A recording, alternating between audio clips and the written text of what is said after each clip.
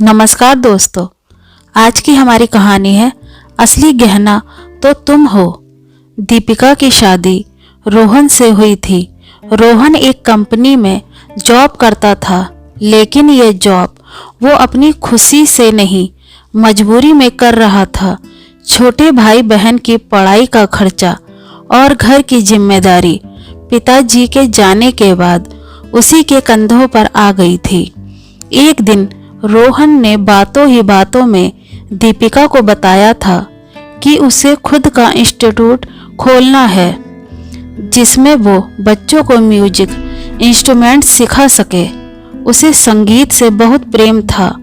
बचपन से ही वो अच्छा गा भी लेता था और बहुत सारे इंस्ट्रूमेंट्स बजा भी लेता था। पापा अगर छोड़कर ना जाते तो वो अपना ये सपना जरूर पूरा करता। रोहन की बात सुनकर दीपिका से रहा नहीं जा रहा था। वो चाह रही थी कि उसके पति को परिवार की खुशी के लिए अपने सपनों कुर्बान न करने पड़े। काश वो कुछ ऐसा कर पाए जिससे रोहन जी का सपना पूरा करने में मदद कर सके। कई दिनों तक सोच विचार कर दीपिका ने रोहन से कहा, रोहन जी, आप अपनी जॉब छोड़ दीजिए, क्योंकि मैंने एक स्कूल ज्वाइन करने का फैसला किया है। रोहन ने आश्चर्यजनक भाव से कहा, हाँ तो तुम करो ना, मना किसने किया है। लेकिन मैं क्यों जॉब छोड़ दूं? मैं क्या करूंगा? दीपिका ने अपने प्यारे पति का हाथ थामकर कहा, आप अपना सपना पूरा करेंगे, म्यूजिक इंस्टीट्यूट खोलने का सपना। वो तुम्हारी बात ठीक है, लेकिन मैडम, सामान और जगह के लिए पैसे भी तो होने चाहिए। इतने पैसे तो नहीं हैं मेरे पास, रोहन ने कहा।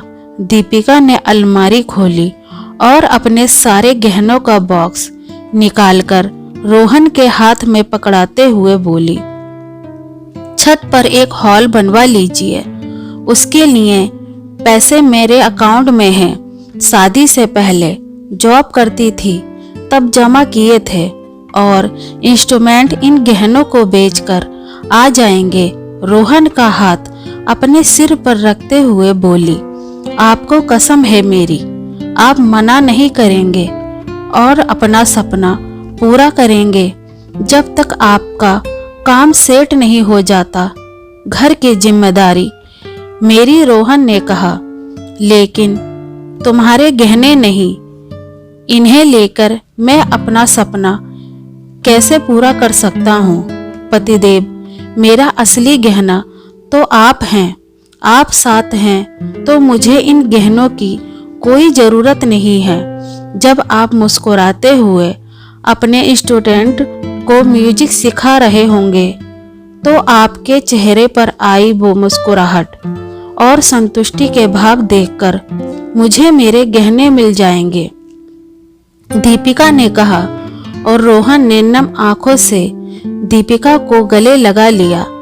साल भर के अंदर रोहन के पास इतने स्टूडेंट हो गए थे कि उसे फुर्सत नहीं मिलती। दीपिका ने स्कूल और ट्यूशन लेकर घर की जिम्मेदारी उठा ली। रोहन की मां ने भी साथ दिया। एक साल बाद दीपिका के जन्मदिन पर रोहन ने ठीक वैसे ही झुमके अपनी प्यारी पत्नी को गिफ्ट दिए जो बेच दिए थे, और कहा कि धीरे धीरे वो वाकई सब गहने भी ला देगा। दीपिका जब भी रोहन को गाते हुए या बजाते हुए सुनती, उसको आत्मसंतुष्टि मिलती। ये सोचकर कि उसके पति का सपना पूरा हो गया है और उसका भी, और रोहन को भी ये समझ आ गया था, पत्नी का रिश्ता होता ही ऐसा है जिसमें प्यार के साथ साथ समझदारी, परिपक्वता और त्याग की भावना स्वतः ही आ जाती है। एक पत्नी के लिए सबसे अधिक प्रिय उसका पति होता है।